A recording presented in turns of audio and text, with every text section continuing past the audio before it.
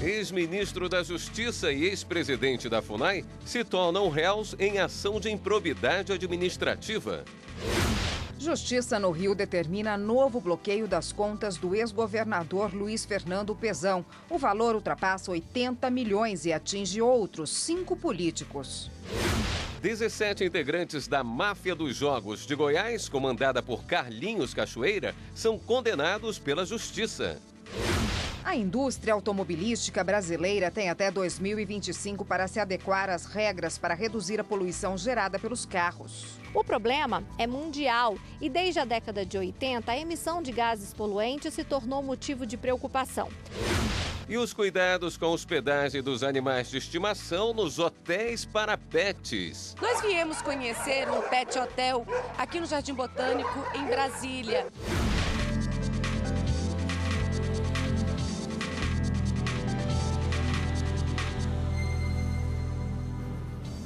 Olá, boa noite.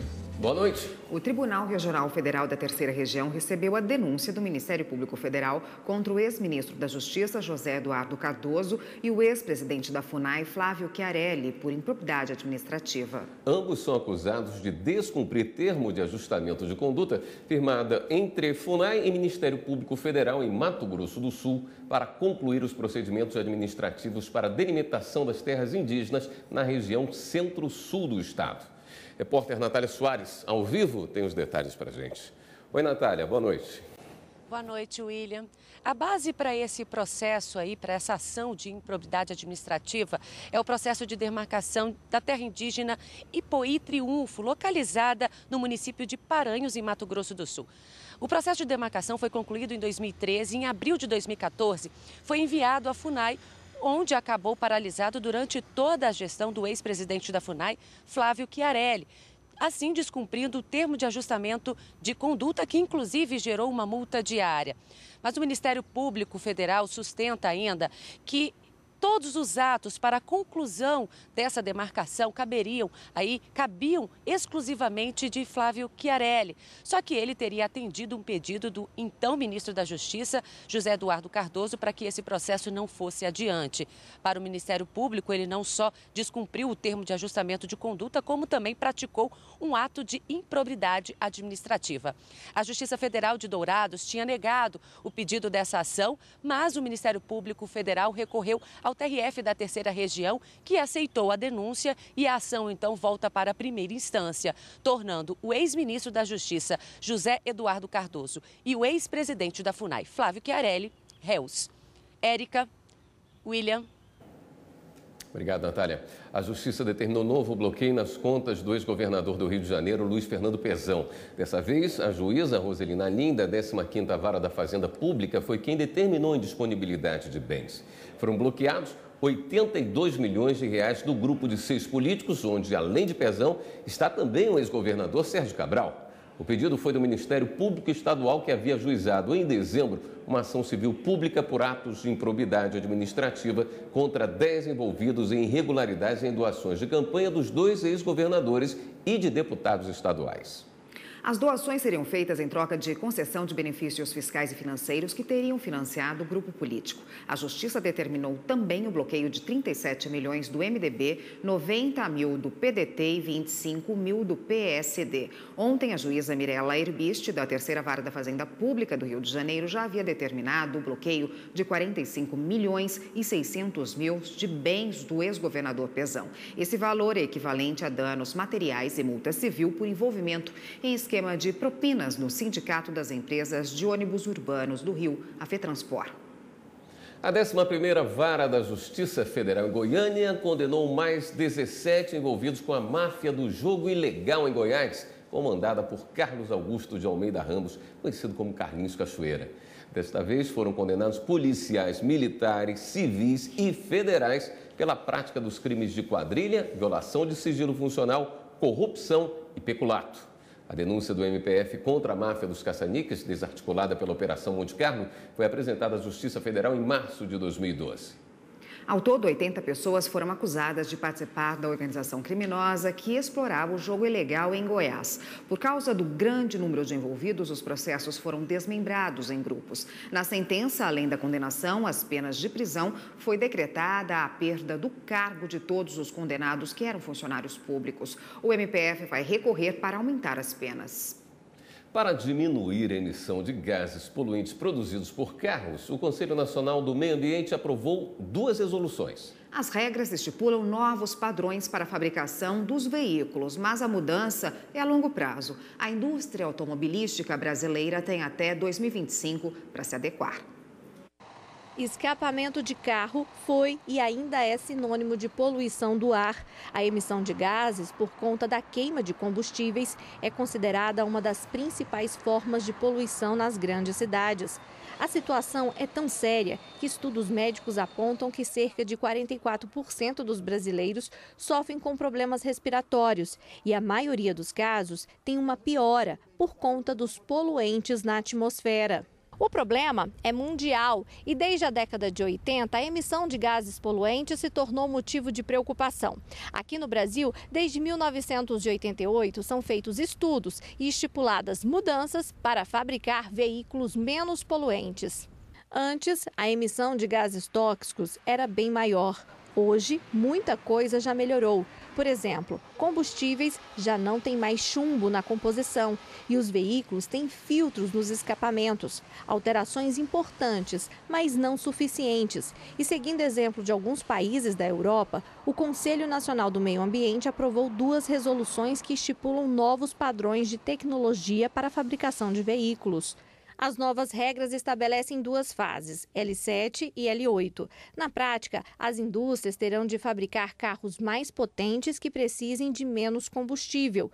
Outra exigência é a implantação de recipiente integrado ao veículo para que os vapores emitidos durante o abastecimento não sejam despejados na atmosfera. O prazo para as adaptações vai até 2025.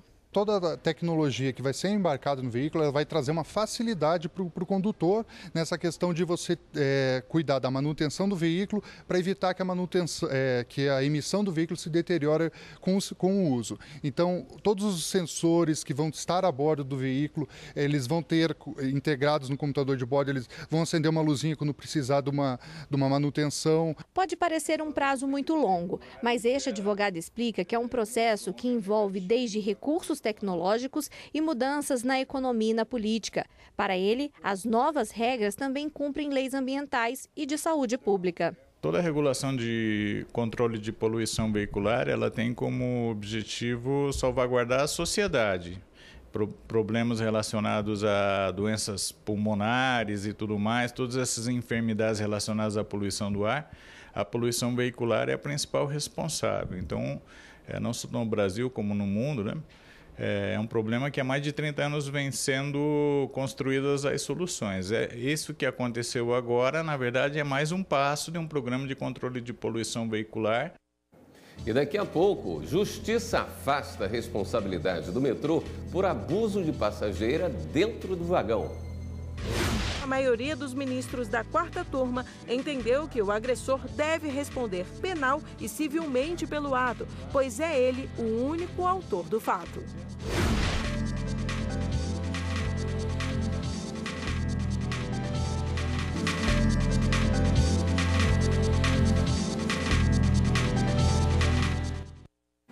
A Companhia Paulista de Trens não terá de indenizar passageira molestada em vagão. A decisão é dos ministros do Superior Tribunal de Justiça.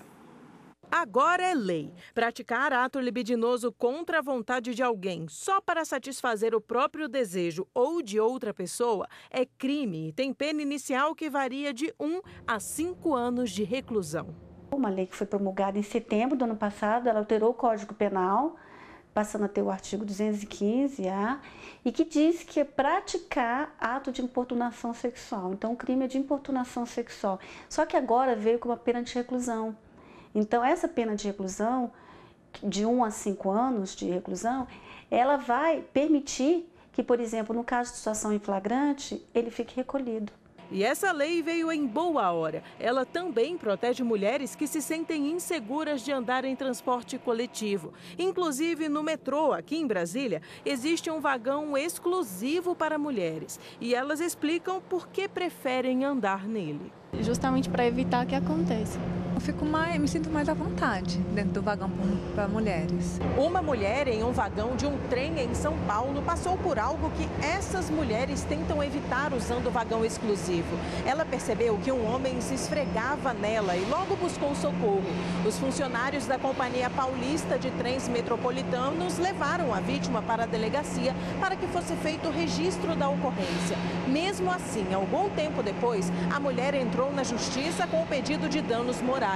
Para ela, mesmo pedindo ajuda, os funcionários não a socorreram imediatamente após o ocorrido.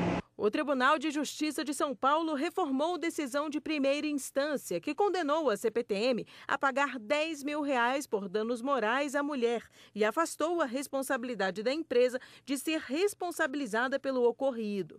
O caso veio parar no STJ e, por maioria dos votos, os ministros da quarta turma seguiram a decisão do Tribunal Paulista. Para eles, conforme entendimento predominante do STJ, não há responsabilidade da empresa de transporte coletivo sobre ato praticado por alguém que não seja ligado à companhia.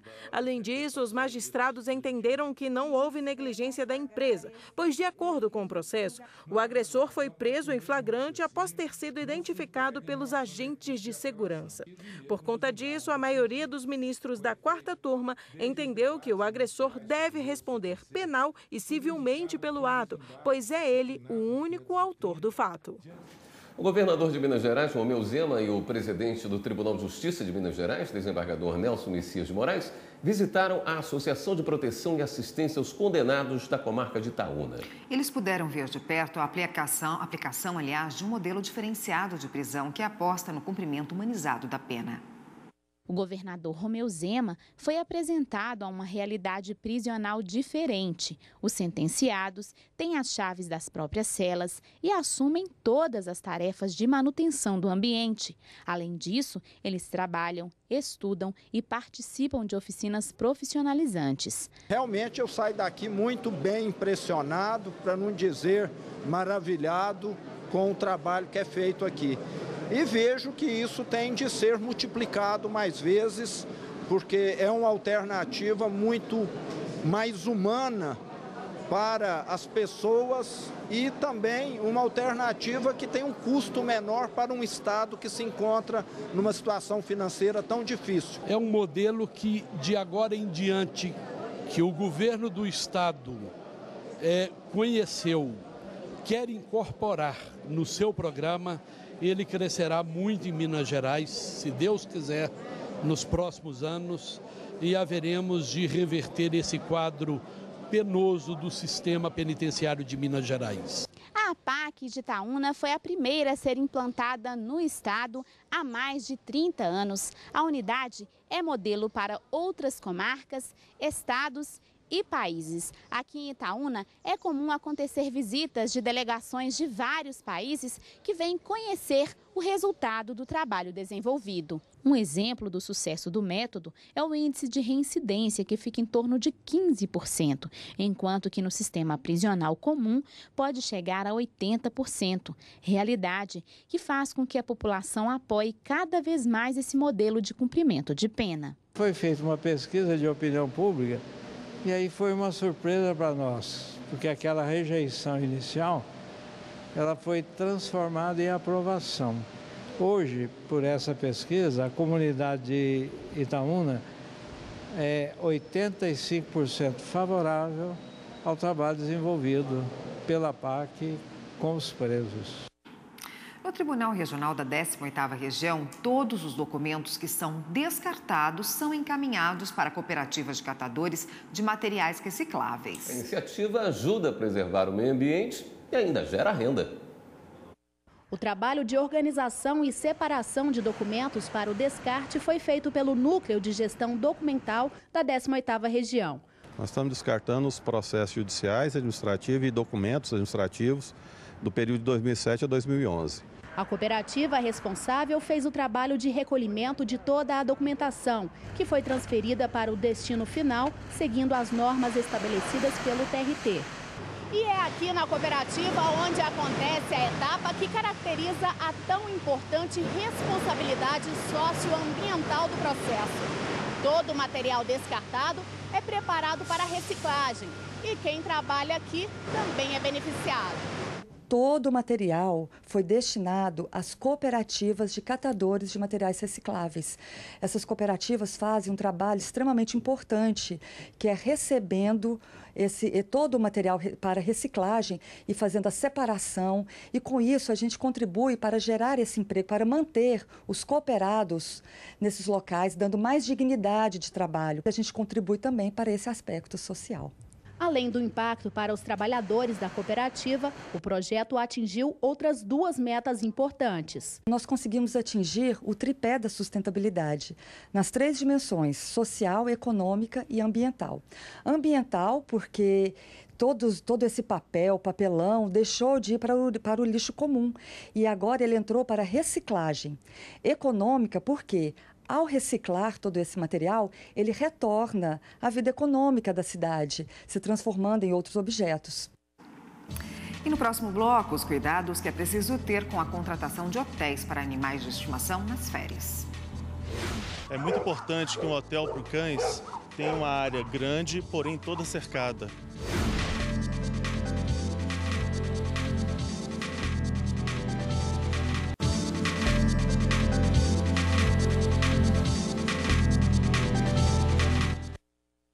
Uma pessoa condenada a pagar pensão vitalícia a uma vítima de acidente de trânsito no Mato Grosso conseguiu que a Justiça analise a ação proposta por ela.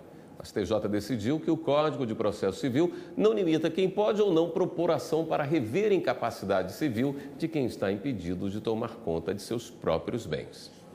O Código de Processo Civil de 2015 prevê que o Ministério Público, o interditado e o curador podem propor ação de levantamento de curatela, mas não deixa claro que outras pessoas não têm esse direito. No estado do Mato Grosso, uma mulher entrou na justiça para saber se era ou não necessário manter a curatela de um homem que se envolveu em acidente de carro e depois foi aposentado por invalidez. A autora da ação foi condenada após o acidente a pagar indenização por danos morais e pensão mensal vitalícia à vítima. Ela alegou que o interditado não tem mais a patologia que causou a interdição ou então que teria havido melhora significativa no quadro clínico e, por isso, a pensão vitalícia poderia ser suspensa. Em primeira instância, o processo foi julgado extinto sem resolução de mérito por falta de legitimidade da autora, já que não está previsto ação proposta por terceiros interessados no Código de Processo Civil. A sentença foi mantida pelo Tribunal de Justiça do Estado do Mato Grosso. No STJ, a relatora, ministra Nancy Andrighi, explicou que a regra do CPC não é taxativa. Disse que é admissível propor ação pessoas qualificadas como terceiros interessados em levantar ou modificar a curatela, especialmente aqueles que possuem relação jurídica com o interditor. Vamos ficar por dentro das últimas notícias. É hora do Giro na Rede.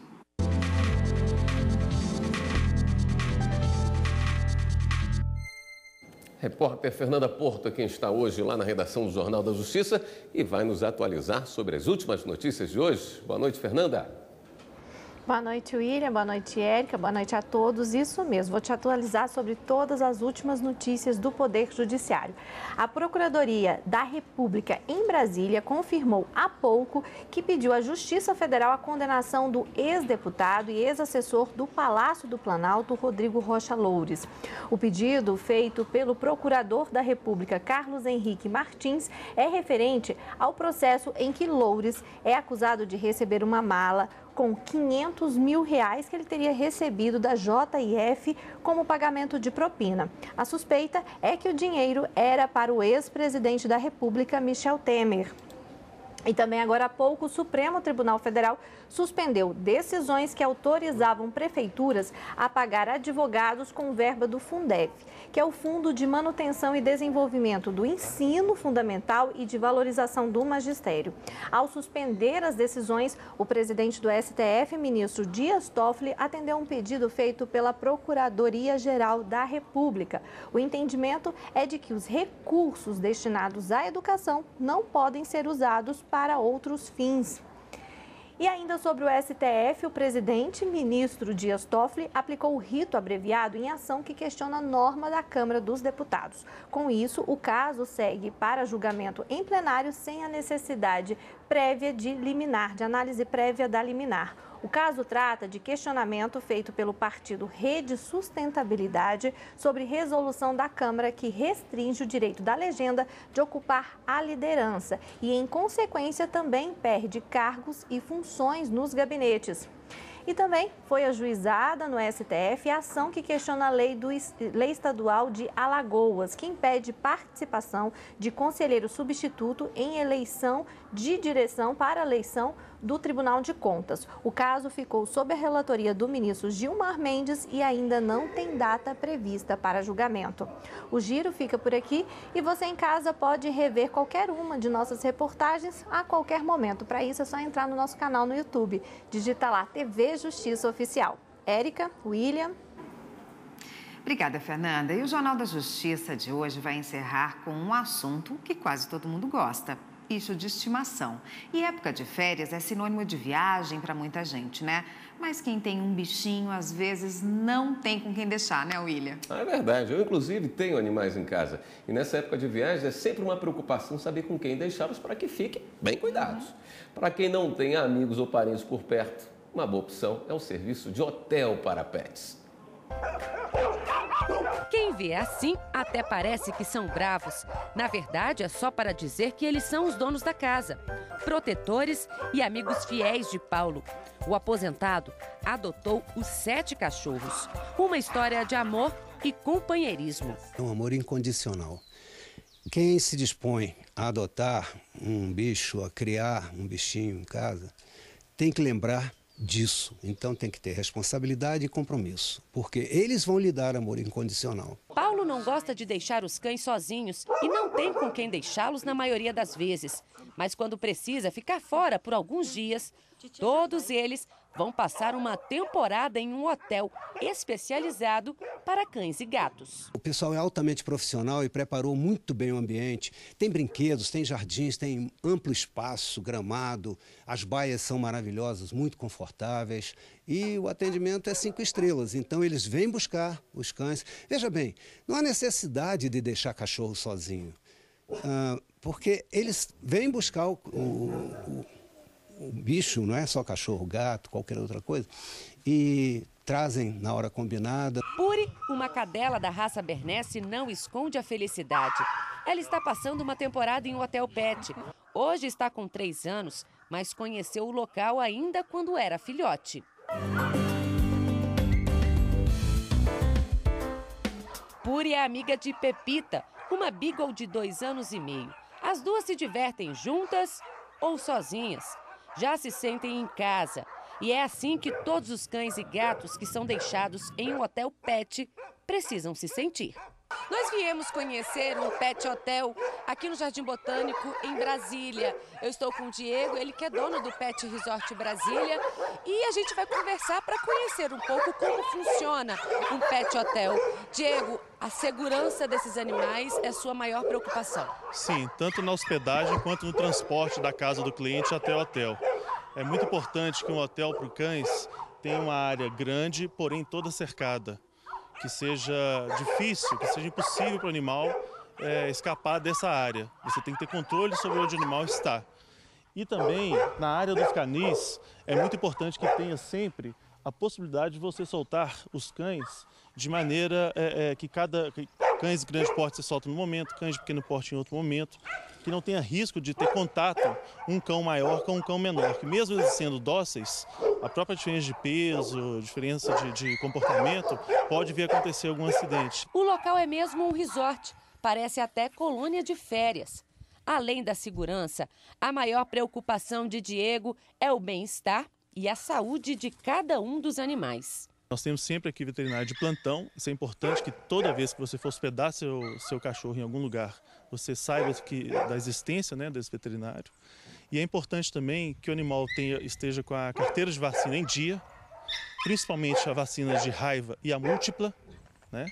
E é importante também que o animal esteja em boas condições de saúde, se alimentando bem, saudável, porque tem animal que sente a diferença, né? Sente a mudança de ambiente. E tem animal que chega, já curte, já fica solto, brincando, já acha tudo ótimo, né? E são todos esses cuidados que o dono do cachorro precisa ter ao contratar o serviço de hospedagem. A responsabilidade do dono do estabelecimento é a mesma de qualquer prestação de serviço. O proprietário do estabelecimento tem regras que ele tem que observar do Código de Defesa do Consumidor, né? Ele tem que respeitar o contrato, tem que respeitar o serviço que ele está prestando, ele tem que prestar de forma que atenda aos interesses de quem está contratando. No caso, vamos dizer, de animais, ele tem que respeitar e tem que manter e proteger através da guarda do animal, guarda ele nas condições adequadas, da alimentação no horário previsto, tem todo um cuidado especial, além das instalações, que é a prestação de serviço em si, que é fornecer instalações adequadas ao trato com o animal. Caso aconteça alguma coisa com o animal, como fugir, o Hotel Pet é responsável e o dono pode pedir uma indenização. Em casos mais graves, já cabe uma ação criminal. O proprietário pode procurar fazer um acordo com o proprietário ou entrar na justiça pedindo uma indenização por dano material e, como todo animal tem um laço de afetividade com o dono, ele pode até pedir uma indenização moral dependendo do que ocorreu com o animal. Uma fuga, às vezes um acidente que veio o animal a ter um óbito, na verdade ele poderá ser indenizado em virtude disso. O importante mesmo é saber que o companheirinho ou companheirinha vão estar rodeados de carinho e atenção.